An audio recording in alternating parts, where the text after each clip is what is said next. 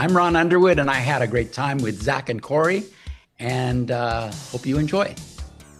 My name is Zoran Gvojic, and you're watching or listening to Podcasting After Dark and $2 Late Fee. And the only question I have is, what the hell is going on? What the hell's going on? Yeah, so, hey, it's me, Zach, and Corey. We're all together now, and Ron's with us, Zoran's with us. We're talking about Tremors. We're talking about Beneath Perfection. Talking about City Slickers. Mouse and the Motorcycle. O.J. Simpson. How the heck does that have to do with this podcast? Well, you'll just have to listen and watch and find out. Corey, happy holidays, brother. Happy holidays, brother. Hope everyone has a great month out there and has warm, festive times with their family and friends. Get ready because we're going into 2026 with more Tremors to come. But until then, enjoy this episode.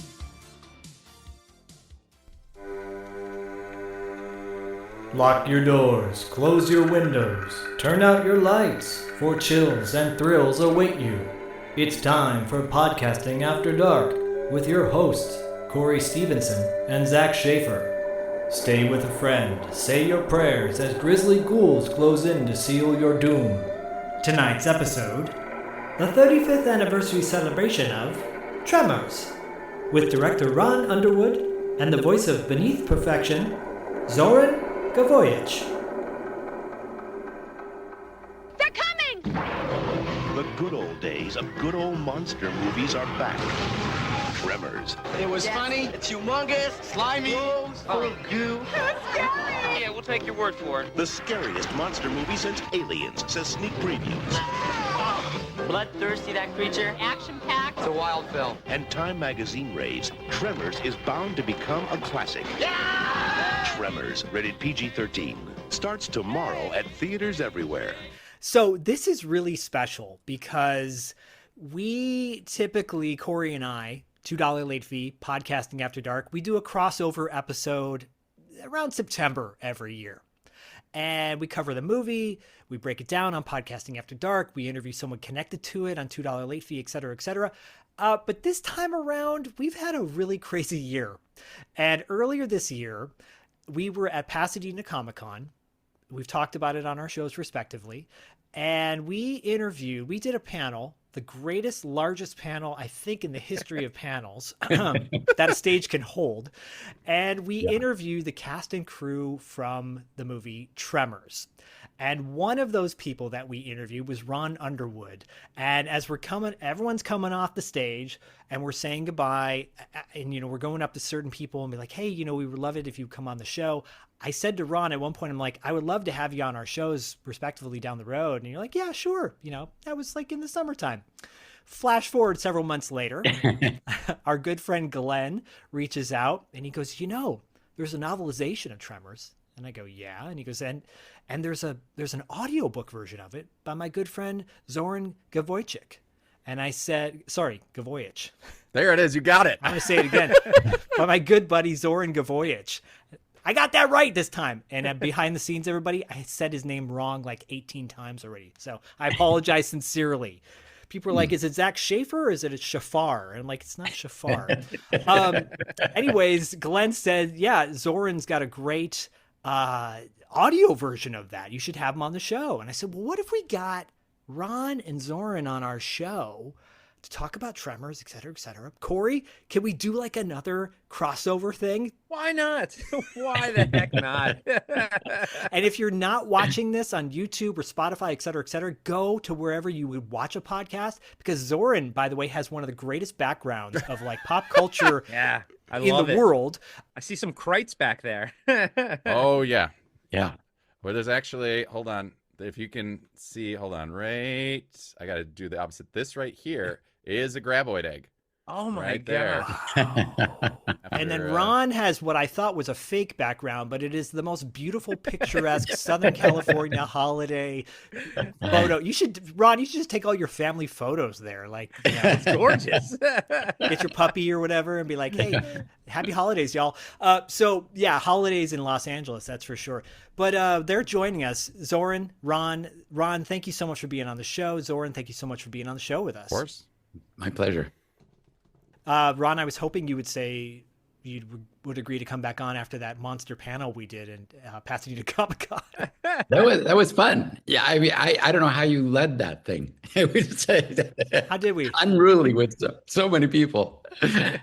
I was there. I was in the audience. Oh, you were? Oh, I was there. I witnessed that whole thing. I came on down with my son and my wife Megan, and we watched that whole thing. I'm like, my God, I am glad I'm not moderating this, because it was just full to the brim. People around the corner like, come on in, yeah. But it was a great like family feel. Yeah, at least the stage didn't collapse. Yeah, thank God, Zach. And for those who weren't there, Zach did a great job. He was the one that pretty much moderated. There's no way that we could both do it. Yeah. I just stood on the side, making sure that Michael Gross didn't fall off the side of the stage. That was my only job. But Zach, my hat's off to you, buddy. You did a great job on that one. Well, if anyone knows Corey or doesn't know Corey, he's got great hands, and he's you're always in good hands with Corey, like Allstate. And this is a tease a little bit for the month of January, because Michael Gross is going to be joining us in January to talk about Tremors, talk about some other movies from his career and his little television career, as well as America's Favorite Dad. I believe he is officially America's Favorite Dad. Just listen to the interview and you'll find out why. What other America's once favorite dad he beat out at this point? So one has just been erased. But yeah. but you know, when we did that Tremors panel, which was fascinating, by the way, because it was one thing. It's one thing to talk to an actor, a writer, a director, but to have the effects people on there as well and go really deep into some of the details that were involved with a movie that is celebrating its 35th anniversary all these years later. There's a brand new book out. Spawned so many sequels and TV shows and, you know, novelization now and everything. It's like, holy cow, like this movie just it keeps on cooking. Everyone loves it, you know? Yeah, Ron, did you envision, like, you didn't start your career off with Tremors, but you were early in your career when Tremors came out. Did you envision that? It was my first movie, so it's like my baby, right? First baby. Going into it, yeah. Yeah, it's really so nice that it has maintained an audience all those years. I mean, it's kind of unbelievable. I appreciate people still watching it. Well, you just did a screening of Tremors here in Culver City not that long ago, and did a Q&A there with a huge turnout. That must have been a lot of fun. Yeah, it was. It's great to get to see the film theatrically and, you know, with an audience. And a lot of the audience hadn't seen it before because they were kids who were coming with their parents and different things. And so it's kind of fun to get a new audience to see it. Well, I was going to actually say, I think one of the incredibly special things about Tremors is it's like the perfect horror movie, or to get a kid into horror. It's not, you know, too scary, but it's like, you rode that line, that perfect line of making it still feel adult and still feel scary for kids, and yet still be palatable. You know, kids can actually enjoy it, and it like opens doors for them for a whole new genre. And there's very few movies that can actually do that, I think. Yeah. Yeah. I was a parent of 3 kids at the time I made Tremors. And wow. So I mean, I'm a little squeamish anyway, so I don't want to make things too graphic. I just can't handle it myself watching the screen. But I have to say, it was a PG-13 movie, and so when I remember when it was first out, I was passing a theater with a line to go in with. And I went up to this dad with an 8-year-old, and I said, "You know, this film really isn't for 8-year-olds." Or what? I felt this responsibility to, as a father. Amazing. Yeah. What was his response to that? Was he like What are you talking about? Because, you know, here's the thing. Like, oftentimes now you'll hear about movies being PG, back at Jaws, for example, you know, 50 years ago. And then people go, oh, well, that's not a PG movie nowadays. You know, Right. But Tremors, Zoran, would you agree that Tremors is like one of those movies that now you would say it's more of a PG movie than a PG-13 movie? I mean, yeah, unless you count creature guts, because there are so many creature guts, which is okay. Show A lot of orange pumpkin blood, juice. that's fine. A Orange lot of blood is pumpkin. good. I'm good with pumpkin orange puree. blood. Yeah, I mean, I just think of like gore wise. There's Fred's, was it Fred's head screaming? That's pretty horrifying. Yeah. And there's some blood around him, and then the whatever is coming out of the Nev Caltel workers' helmets, like they just Yeah. kind of threw the bits in there, being like, okay, but We don't. we had to reshoot that because I didn't make it graphic enough. I mean, Oh. that's how squeamish I am. Really? Yeah, we reshot it. The brains in the helmet thing. So Yeah. Ron, do you come from a school of less is more in the sense of like, I love implying horror and also violence. And what Hitchcock was so good at, what Jaws was so great at doing. So yes, I do really like that. And also, I mean, I came from a family of all doctors. So Okay. I was just, they just assumed that I would be a doctor. And I went with my brother when he was an intern, and I scrubbed in for 24-hour shift with him at LA County Hospital. Oh God. Man. And they just let me go into surgery and everything. I was like in ninth grade. And that what and I went into surgery with knife wounds and all this stuff. And I thought, this is not for me. Corey, I envision Ron being like Fletch when he goes into the that's his breakfast. Yeah. I had a similar thing. I have 3 veterinarian parents. Oh, And wow. so I got to go into animal surgery and see that, and went, Oh, wow. nope, not going to be a vet. I'm sorry, I can't. Weirdest thing, real blood, I get squeamish with, and in actual life and everything, in film and anything else, pour on as much, because I know it's just Caro syrup, and you mix all the food dye. I've made it myself. I always have fake blood with me on any shoot that I ever do, because I don't know why. Some ridiculous amount of blood is funny sometimes. Well, Zoran, you're a filmmaker. You're also a voice actor. You're also the narrator of Beneath Perfection, which is written by Christian Francis. Zoran came on we haven't met Zoran yet, Corey and I. And then he comes on, and his background is filled with all the horror stuff that we love from our youth. So I feel like we're all separated from, different people. We didn't meet each other at Pasadena Comic-Con, but Zoran, how did you get attached to the project of doing the narration for Beneath Perfection? Man, oh man. This is crazy. So I work for a horror YouTube channel called Dead Meat. And the main show on that is The Kill Count. And that's hosted by James A. Janice, and has been for many, many years. Then James needed to take a break, and so he asked me to be the host. And what would you cover? And I said, Tremors. I will cover the Tremors franchise. And so he took a 6-month break, and I covered every Tremors movie, and I researched, and I just did so much with Tremors, and that became the first video that anyone other than James had ever done, and it's my most successful kill count that I've ever done. And you did so much incredible detail. It's really amazing. Oh, thank you so much. Hearing that from the master, the man. There's so, I mean, there's that. I'm sorry, I'm blushing a little bit over you here. should be. You should be. The man who made this movie. That, yeah, I love it. I loved being able to research, and just you and Stampede and the family that you created, and the fact that you just kept doing these because you love them. And it wasn't for the money, because each time they gave you less and less money with each sequel. And I'm just like, okay, great. I mean, Tremors 2 stands on par with me. So there's days that I'm like, Tremors 2 better, Tremors 1 better. And then I still have love for each of the bits and everything in there.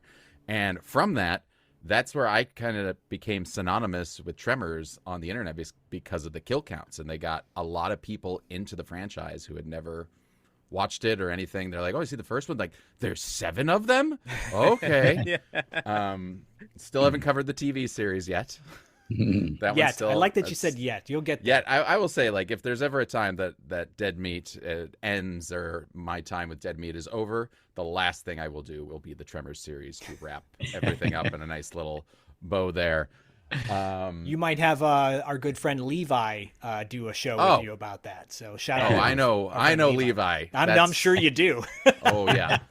So then I got to go to the first Tremors Fest out in Santa Fe, and got to meet everybody there because I did a little video talking about Tremors Fest, and that's where I met Ron and did a little interview with him, and a lot of the cast and crew, and I became friends with Steve Wilson and his lovely wife Michelle, and we hung out there, and we just hit it off, and he talked about all the stuff that I did. He became a fan of like my videos and things that I did, and I'm just a fan of everything that he's done. And so we became friends. We also nerd out over video games. He's a big video game guy. And so I was just like, oh, wow, I'm friends with this guy that made this thing that I love so much. And so when the audiobook came about, I learned that it was being written, and then got this email saying, "A job?" ? And I was like, "Would you like to do the audiobook for Tremors?" And I said, yes. So I cannot believe that after just being such a fan, I am actually a little part of the franchise there, the official. I love all the character voices you did for the. Oh my goodness, you listened. Great. Thank Yeah. you. I might have been a little bit of a crazy person. That was all recorded in my sound booth that is shaped like a TARDIS from Doctor Who. Amazing. Amazing. After many, many hours of recording in there and trying to maintain all voices for everyone within that I'm glad you enjoyed it. It was a very vocal thing, but I love talking as Earl and Val, just back and forth. Like, the dialogue is so good, and also I have it in my head, so I know intonations, I know like how they did it, and then I get to play around with the characters in this own. Well, Zoran, as a fellow voice actor, and by the way, like it's a rarity that you get someone to reach out to you and be like, "Hey, would you work on this project?" Potentially for money, or like actually a project you want to work on, that someone reaches out to you. That's an amazing thing. And the fact that you get to play in the world of narration. Audiobooks have changed so much over the years. They've become so much more of a, really nice entertainment counterpiece to, all these other things. Like, we're all of the generation that have just had it like straight read, and it's very flat. But now we're at the point where it's like, wow, this is very interactive and fun.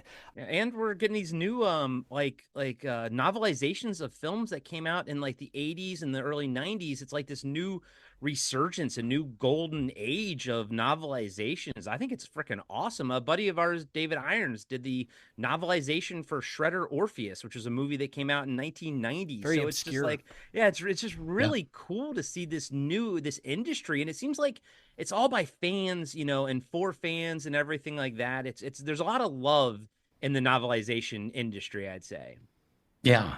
And and we were excited. We were approached by Christian saying, "Would you like to have a audiobook of Tremors?" And it was great. Did you so Ron, when you had a hand then in getting Beneath Perfection made? The book? Yes. Would you please that was the name of the movie too. Yes, he had it was the original name of the movie. So it was right. That's the deep cut that maybe we have an audience out there that is very well versed in movies, but we have also a new audience that discovers things and go, "Oh, I never even knew that." So for those that don't know, Beneath Perfection was the original title for Tremors. Yeah. So we Christian approached Steve Wilson, and then he called Brent and me, and we were all for it. It's so cool. And by the way, for everyone wondering, we'll have links to all for the book, for the audiobook, Zoran's web channel, on YouTube, et cetera. And he does have a Jason mask from Jason X, which is Corey's favorite Friday the 13th movie. So that's a whole other deep cut. Nice. Oh no, I got Uber Jason back there. Unapologetic. And you have a license plate with Graboid, right? Graboids? So like that. I don't want to reveal what my license plate is for people to find my car. I did. I got a new car, so I haven't transferred plates yet. But in Illinois, I was graboid, like full word graboid. But you can't. Someone else in California is graboid. I don't know who. But they took that one, so I had to do some finagling of it. It might be Bill Cosby. I think that was referenced in our episode with. No, I'm kidding. I'm joking. This is the one. Oh yeah, that's wow, awesome. Uzi for you, amazing. So we basically have one of the next to Levi, one of the biggest Tremors fans on the planet. And Zoran, you have a child, right? You brought him to Pasadena Comic-Con. How old was your child when they saw Tremors? I mean, he hasn't seen the movie yet. He saw the panel. Okay, fair enough. How will he be? Like, How I don't know any of these. That's the thing. Working up. I mean, apparently not for 8-year-olds, so I gotta wait till at least past 8, according to Ron. I want to see it. But here's the thing: my kid is absolutely, with all the horror and everything that's going on around here, he is obsessed with Gremlins. Like, we got an animatronic Gremlin for Halloween. Where do you get that? That was a Home Depot. Home Depot had it. Oh wow! And he was you can scared use it for Christmas too, so that works. So that's the thing. Yeah, he has a Christmas hat on now, so he stayed. But he was terrified of that thing when we first brought it home, and now it's become his best friend, and he wants to say goodnight to Grabby. It's called Grabby. His gremlin is called Grabby, and he goes and does that. How old's your kiddo, by the way? He is 20 months. Oh, he's okay. Yeah, he is 20 months, and his That's limited great. vocabulary, he's got gremlin Grabby in there. But Grabby's close to Graboid, so we'll get him there. Yeah. Now you got a little bit of time. But yeah, we haven't shown him any of the things yet, but he knows Chucky by first name, because I got a Chucky back there too. There's a Tiffany, you can see it back there. Yeah. I mean, that's the thing, Ron, like we talked about this on the panel briefly, and Corey and I talked about this just individually, that the Tremors has become iconic with the Graboids, with characters like little kids know, just like they know who Chucky is, just like I didn't see, well, that's a whole other story. I did see Texas Chainsaw Massacre when I was way too young to see it, but a lot of kids, not including myself or Corey, a lot of kids see these movies. They don't see the movies, but they see the characters just in pop culture. Yeah. Right. And the Graboid, it's so unique because it's outside. It's during the day, which is not common, right? Right. And it's something that, and it's also in the desert, and so it's again another thing that's like it's much more spacious, right? That must have been really challenging though to shoot all of that back in the day. Yeah, it was challenging, but it was, we had incredible people involved in every department and in the cast, of course. The ensemble cast and Kevin and Fred were just amazing, and their relationship. So, I mean, that's really what people see when they watch the movie. And in terms of the difficulties, I mean, in making movies, you're often trying to do things that are physically impossible. And certainly a 30-foot worm barreling underground like a rocket is physically impossible. So trying to get that feeling is challenging, because often we would run into roadblocks along the way. Right. I mean, yeah, you did the work with Amalgamated Dynamics. It just the fact that you literally were burying people alive, which is, we got air and everything. Like, okay, hope it breaks through the styrofoam this time. I know. Yes, Tom Woodruff, Alec Gillis's partner in Amalgamated. Amalgamated. They actually have changed their name now. But Good call. Good call.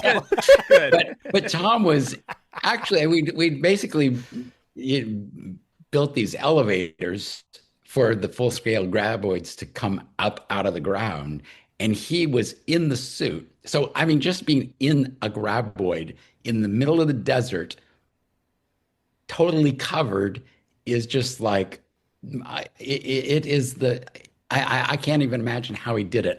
That's the scariest thing I can imagine. And then we put him underground put a dirt mat over, and I mean, he was just really had a lot of faith in us that we would We get wouldn't him kill him. back out of there. Yep. Jeez, man. He was probably sweating bullets in there too, as well. Oh yeah, he was one sweaty guy when he'd get out of that thing. But I mean, it's the way that you edited everything together and mix it with the miniatures. That the whole thing with Jaws is that Spielberg wanted to show the shark more, but it Right. didn't work.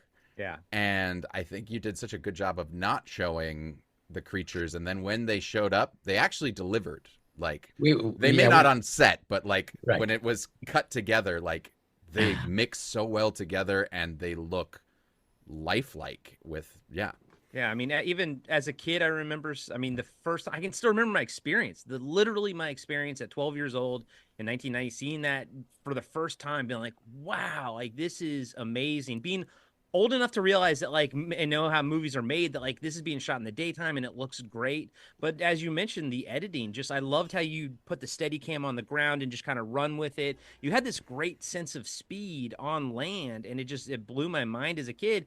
And as an adult, this is a movie that I watch pretty much every year with my wife. It's just, hey, you want to watch Tremors? Yeah, sure, why not? Like it's an easy watch, and every time suspension of disbelief is always there. I'm always like 100% into it.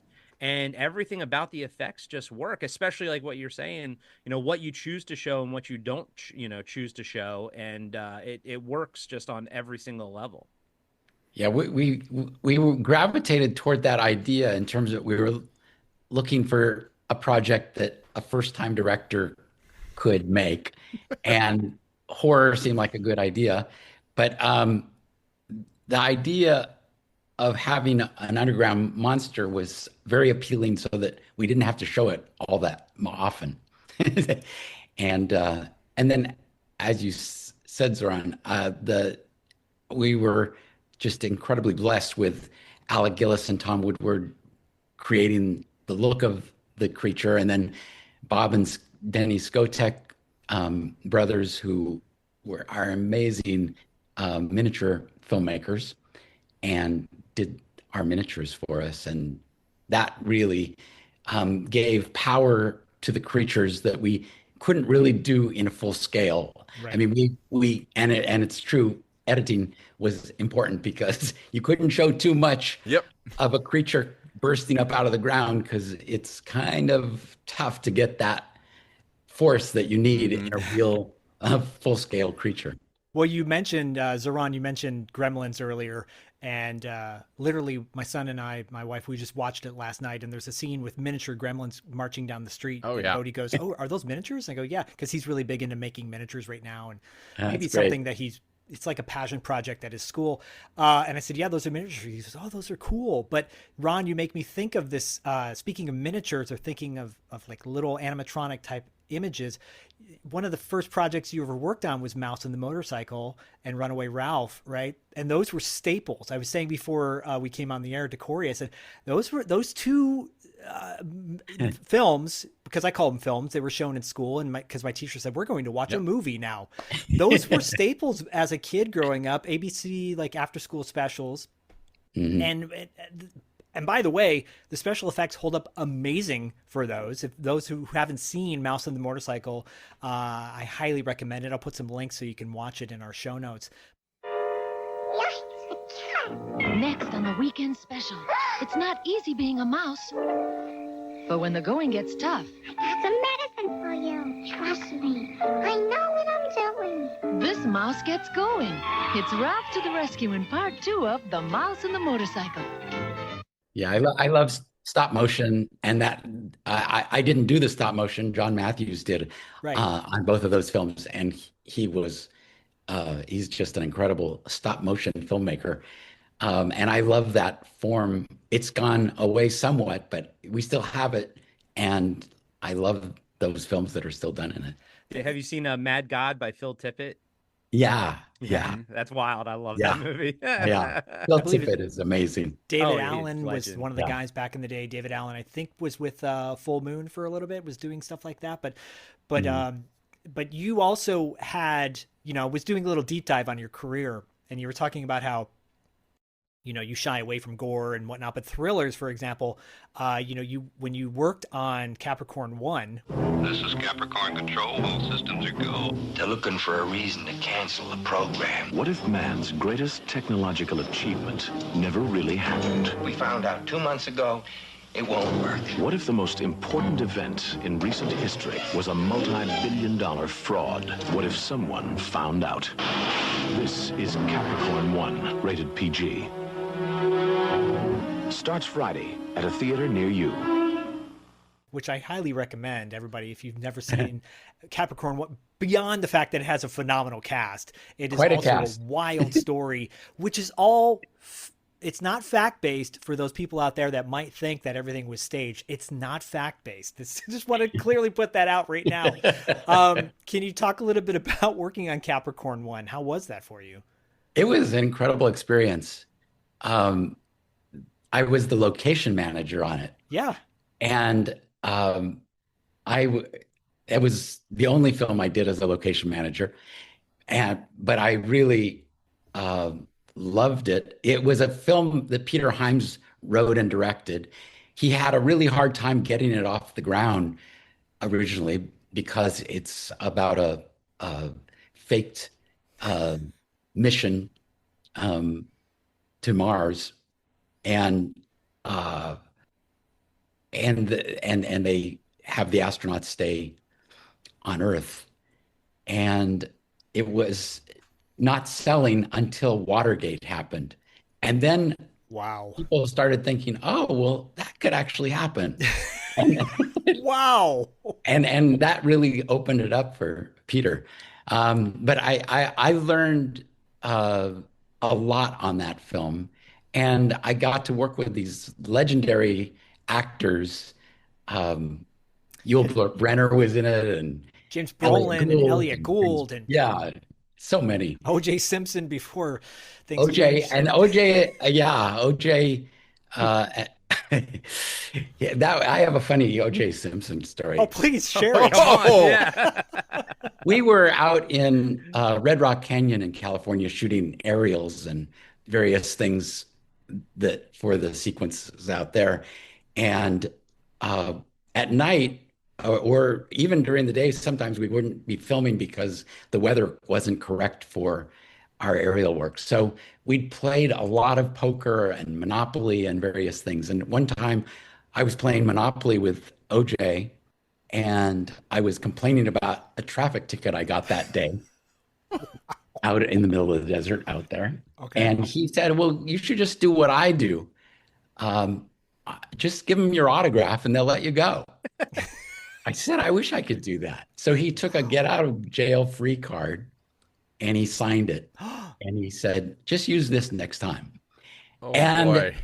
That card I kept. I don't have a lot of autographs and things, but the night of the Bronco chase, my wife bolted up out of bed and said, don't we have a get out of jail free card from O.J. Simpson? Oh my God, that's amazing. That's he amazing. didn't have it. He couldn't get out of jail. No, he didn't have the card. Send it back to him. Here you go, buddy. Kicking himself. He's like, I gave that to Ron. Damn it. Do you still have it? Do you still have it? I still have it. Wow. Wow. Wow, that is very special. That's amazing. Crazy. I don't know how to segue into something else. Well, no, it is. Well, here's the thing, though, because okay, so Corey and I, Ron, we have this show called 80s Kids Unite, where we celebrate nostalgia from the 80s, right? And it's different topics, field trips, school dances, et cetera, et cetera.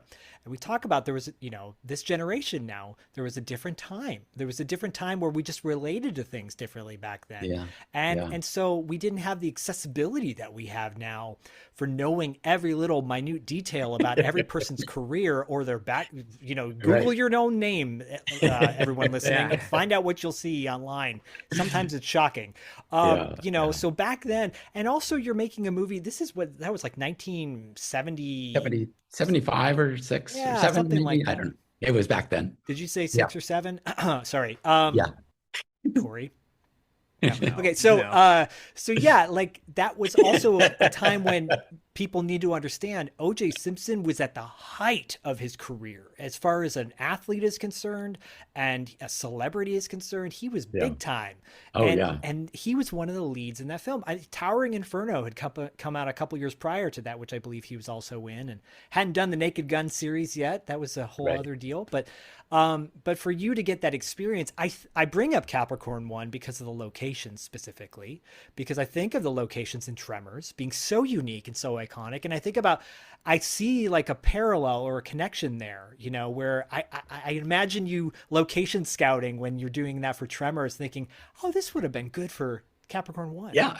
I really look at locations, particularly because of having that experience on Capricorn 1, as one of the characters in the movie is the location, and using those because that adds so much. What the location is, where are you going to shoot this scene, and it really changes the dynamics of the scene for the characters, right, and for the look of the film and everything else. So it's incredibly important. That's so cool. And and it is true, because like I remember as a kid, I grew up on the East Coast in Maryland, and you know, watching a movie like Tremors, it's you know, foreign to me. Obviously, I understand where it is and everything, but like seeing people just live their lives and how all like the different houses had sort of different feels and looks to them, you know, it did spark my imagination of like, okay, what would life, you know, be like living in a place like that? And another thing I loved about the movie as a kid, I was a big fan of the movie Them, you know, the giant ant movie. Me too. It has like that. The Tremors had that feel of like a 50s style, you know, giant monster movie.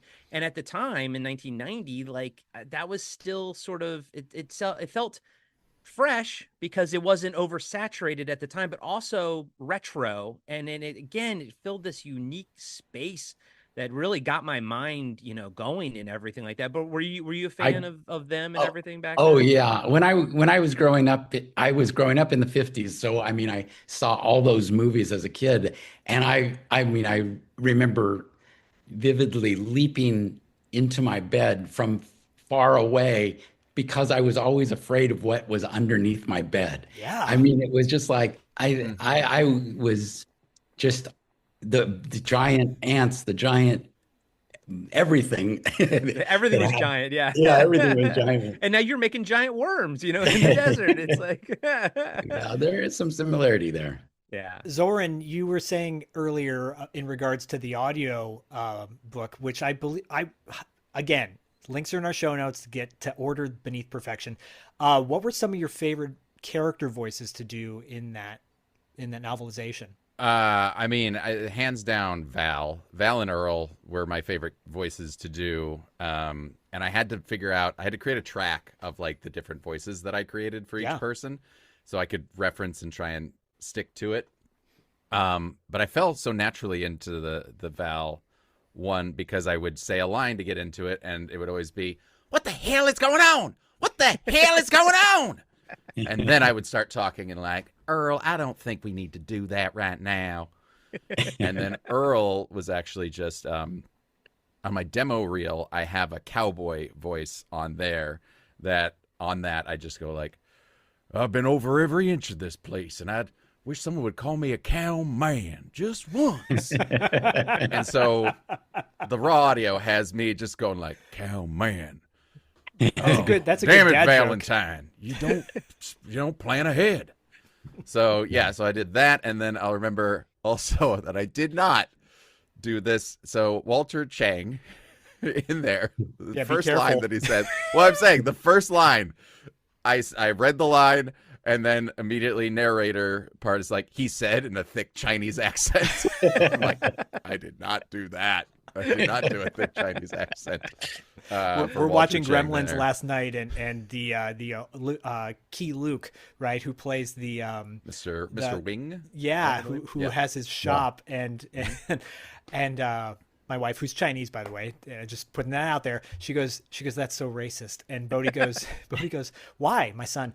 And she's like, "Well, he just is." And I go, "Is it though?" And she goes, "To me, it is." I go, "Okay, okay, that's fair." Yeah. I said, I'm not going to say anymore. It's all good. Well, Zoran, you obviously are a huge fan of just the horror genre. Mm-hmm. And I love it. Ron, that's got to be special, right? When you meet all these people who are just huge fans of the work, but also can do the work too. It's one thing to be a fan of something. Corey and I talk about this a lot. It's one thing to be a fan of something, but to actually go in and be a part of it and contribute, that's really special. So having Zoran, like, it's like icing on the cake, right, Ron? Yeah, it's great. It's great. And you're a very versatile actor. So you have all of the range for playing all the old man and everybody. And probably good the way you did Chang. Yes. The choices that you 25, 30 years ago in regards to O.J. Simpson, it would have been totally acceptable for Zoran to do something like that. But yes. Yeah. Right. But we're not, that was I know better. I know better nowadays. I know the audience. I know it's out there. I'm glad that everyone was so receptive to what I did, because I feel like I did a little bit more than usually for audiobooks with the voices and trying to really differentiate them. And sometimes it's just like, oh, here's my male voice, here's my female voice, and do that. And I really wanted them to come together. And I think I did find a couple lines that I had Christian actually change. I'm like, well, actually, this is a Val line and this is an Earl line. So let's switch these around. It's like, I definitely got to change that. But the book is great too, because it is from the original script. And so it has a whole new opening. It has the original ending on there. And it has a character in there called Viola, who was not in any other part of it. Who really, I think, was just there for upping the body count. Spoilers, but nothing wrong with that in a horror film. That sort of continues the tradition of novelizations. Like, I think famously, like, the Halloween novelization has added stuff to it. A lot of the Friday 13th do as well. Because you kind of get the first drafts or an earlier draft of the script and everything. And because of that, people really cherish these novelizations as insight into sort of like a what if, a parallel reality of what the movie would have been like and everything. So it's really cool that you guys used the original script for it. And it stands on its own as a piece of original entertainment, right? Which is great, because it is a unique piece that's different from anything really. I mean, it certainly has a lot about the movie in it, but I mean, it has a lot of other things too. I will say quickly that there's a novelization of a film from the 80s called Tough Turf with James Spader. And that actually, the novelization's a little bit deeper into the characters. So you get a little bit more insight into who they are, which actually, for a movie that's almost 2 hours long, there's a lot of it you're like, I would have trimmed that or trimmed this. It actually adds to the content. And you're right, Corey, like our good buddy David Irons, he's novelized Shredder Orpheus, and and as a writer, it's always challenging to hook the people in, and especially for a movie like Tremors, it's so visual, right? There's so much going on, and to be able to do that in a novelization is fantastic. And Zoran, what you've done, I've listened to snippets, I haven't listened to the whole thing yet. What you've done as a voice actor is really bring these characters a new kind of life. Yeah. It's like when you see an animated version of a show. I'm a big fan of the animated version of Jumanji that came out in the early 90s. It was really good compared to the movie, which was fine as well. But it was a nice counterpiece. And like they did that with Men in Black as well. So you're bringing a whole kind of new, you're going to bring in a new audience, I think, with Beneath Perfection that are maybe haven't seen Tremors yet and go, oh, I'm going to go check out this movie. Yeah. I hope so. Has there ever been discussion of maybe an anime, like moving into animated territories, or even I'm a big comic book reader. Has there ever been discussions about like those waters, like diving Tremors into those waters? Some comic books have been created. I have a fan one that I can't show on this this podcast. Why can't you show it on our? No, I'm kidding. It's not appropriate. Because Levi sent it to me and said they made this. And I was like, It changes Earl and Val's relationship a bit. I'll say that. Zoran, you might want to send that to Corey, because Corey is affectionately known as Sleazy C on our show. So I would say, well done, very well done. But I was like, okay, yeah, there's your fanfic right there in full comic book form. Oh boy. Well, and I want to make sure that we get to some of these little tidbits that got brought up before we went on the air. Before we run out of time, but Ron, you had mentioned that you were neighbors with Michael Gross, and by the way, everyone, Michael Gross' interview will be coming up next month in January. Yeah, Michael lived about a block away from me. That was, it probably was when we made Tremors as well, but I didn't know him at that time. But it was great to be a neighbor of his. And I mean, to be honest, Michael was not somebody who I was thinking of for Burt, because I knew him from Family Ties. Right. And he's just such an affable, wonderful dad. How does that relate to this guy who's a survivalist? And he came in and read and just blew me away. He made me believe there were graboids in my office, and I was ready. He just had to do it. He had done, I think it was called the FBI Murders, maybe. Yeah. At that time, TV movie, I believe. Yeah. I'd seen that, and so I knew that he had incredible range. For over a year, the FBI was on their trail. Two maniacs who strike at random. It was their most difficult case. I'm starting to understand the way those guys think. And it became their deadliest. Let's take them. Move! Based on a true story. David Soul and Family Ties' Michael Gross are the terrifying killers. Let's go to work. The FBI Murders, next.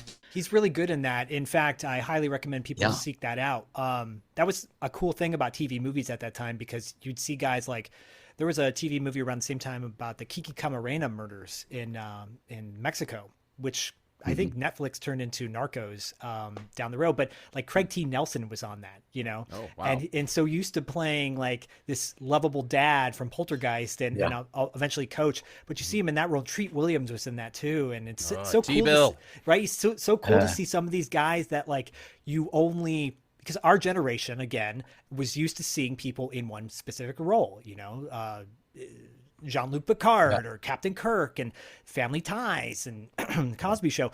So, you know, things like that are iconic. And then when they break out of that role, you're like, wow, I didn't know they could do that. And you're like, well, they are actors. They can. But you're right about Michael Gross, that he went on to do this film. And like, Zoran, would you agree that while there is a huge Family Ties, you know, fan base, it's not exactly the same, but pretty darn close with Tremors. It's the Tremors fan base. That's what has usurped. You think so? Yeah, I think 100%. He is, I think, recognized more as Burt Gummer than the dad from Family Ties at this point, because Family Ties has not been on as long, and the Tremors franchise continued through 2021. And he was at every single one of them, even the later ones that didn't involve Stampede. He was the reason to watch it, man. He kept it, and he said, I'm the gatekeeper of Burt, and I'm making sure that everything stays true to this character and keeps it going. And there's still, you know, the movies aren't my favorites as well of the later ones, but there's still moments and things that I can appreciate that I'm like, you know what, we wouldn't have had this if we hadn't had this. And there's some fun stuff being done in there. I also met the director of those, and he's a lovely human being. Well, Don Michael Paul is a man that's like, listen, they said go to South Africa and film a snow movie, and they're like, well, but we can't. He's like, well, that's it, or you don't have the job. He's like, well, I figure it out, man. Like you said, doing what I can with what I got. I will say, I'll do a quick plug for, I did an interview with Don Michael Paul earlier this year in 2025. Wonderful man. Huge fan of his on-screen career, actually. I talked a lot about that. Brief moment from Alien in LA. That's what I always remember. Yeah. Mystery Science Theater. If you've never seen The Hat Squad, highly recommend it. We talked about it on TV Obscura, right, Corey? Yeah, first episode, yeah. But, you know, 1990, 35th anniversary of Tremors. but we're going into 1991, which I believe is the 35th anniversary of City Slickers, right, Ron? Yes, that's right. So City Slickers is getting a 4K release. Is that correct? Yes. Nice. It's Arrow. Yeah. And who put out the Tremors yeah. 1 and 2. Really good. Yeah, Arrow has actually I just got a notice that Arrow's Tremors and Tremors 2 are both on sale right now. Yeah, we got that from Glenn, by the way. So shout out once again to Glenn. Thank you, Glenn. Thanks, Glenn. So, but Arrow's doing it, and they didn't remaster it. They used another 4K version that had already been done, but they did interviews and doing a lot of work on it. So I'm looking forward to seeing it. I don't know what exactly it's going to be like. Well, I mean, thank goodness for these companies. You know, Zach and I are both collectors of physical media, and I, of course, have the Arrow Tremors, special edition Blu-ray that came out, the poster and everything in it, and I love it. But it's again, thank goodness for them, because they're keeping these movies alive and out there and, in the public eye, and then releasing these special editions with, beautiful covers and beautiful artwork. They're doing such good work. Arrow, I was just so impressed with everything they did on Tremors. I'm hoping it's the same for City Slickers. Yeah. Because it was really just mind-blowing what they did and the art that they had created for it. Oh, yeah. Well, again, another location being the co-star to the actors in City Slickers, obviously. So, do you live in the desert? Do you like being out in the open range? I do like the desert, but I don't live in the desert. Good call. But I just appreciate the starkness and the beauty, and just the light. We shot City Slickers in New Mexico, where the light is just amazing, and that was a big attraction for that location. Yeah, I can see why.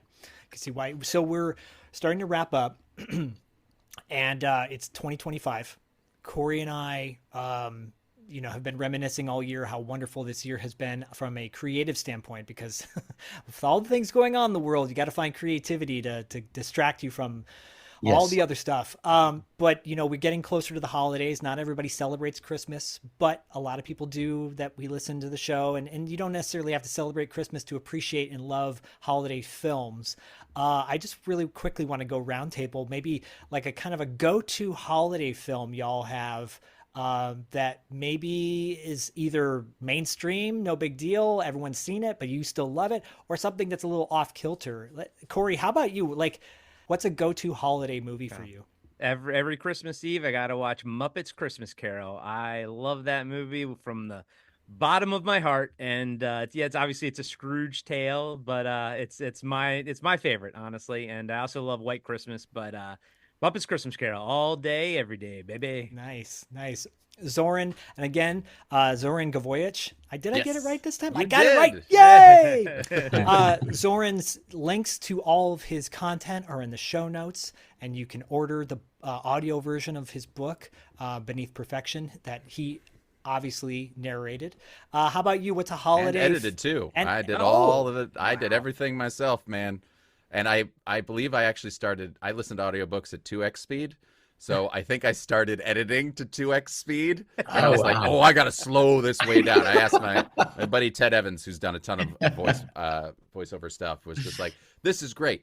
Calm down. I was like, oh, yeah, I'm sorry. I'm used to because then I listened to an audiobook at regular speed. I'm like, this sounds like molasses. Just it's like John Houseman, there was.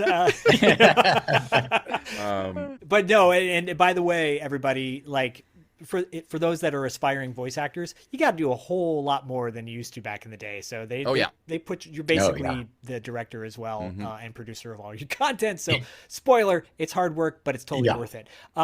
Zoran, how about you? What's a go-to holiday film? Well, I mean, I already did my standards I always have for Thanksgiving, were Planes, Trains, and Automobile and Uncle Buck. I would always watch a double feature of those. Yeah. But then so I don't celebrate Christmas. I celebrate Festivus, the Seinfeld holiday. Yeah, I'm a Seinfeld fan, baby. We have been doing that those for grievances. over 20 years. We have a huge party for Festivus every year.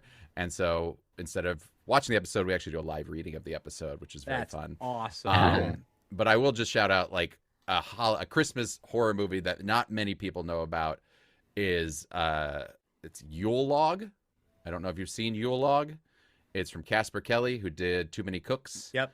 And it starts out literally as just a Yule Log thing that stuff starts happening around, and then it's a killer log.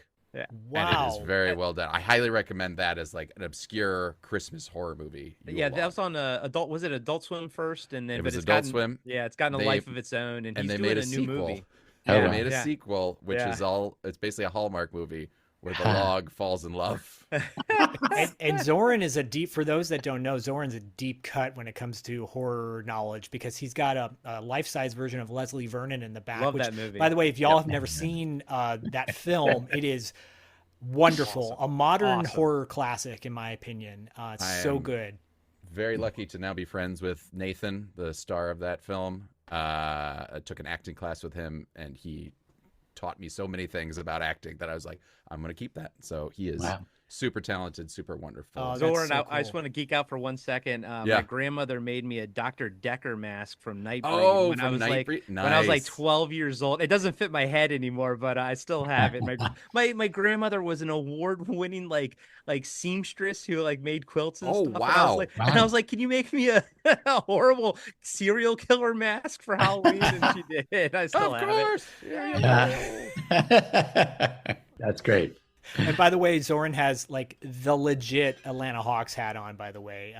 And I was a Dominique Wilkins fan back in the 80s, and I have Spud them Webb. all. I have every Burt Gummer hat. They're all just here. I mean, I'm a Detroit Piston fan for life, but I will go Atlanta Hawks because of Tremors. So, Ron, let's take us home with a family, or not a family, whatever, a holiday favorite of yours. Well, a holiday favorite that is a family film I love is It's a Wonderful Life. Yep. Yeah. I'm a big Frank Capra fan and grew up watching Frank Capra movies and still do.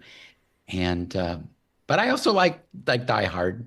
I like that. So you consider Die Hard a Christmas movie? This is the year that I'm going to introduce my son to Die Hard, I believe. It's he's I think he's ready. But my son has a John McClane that hangs over his bed.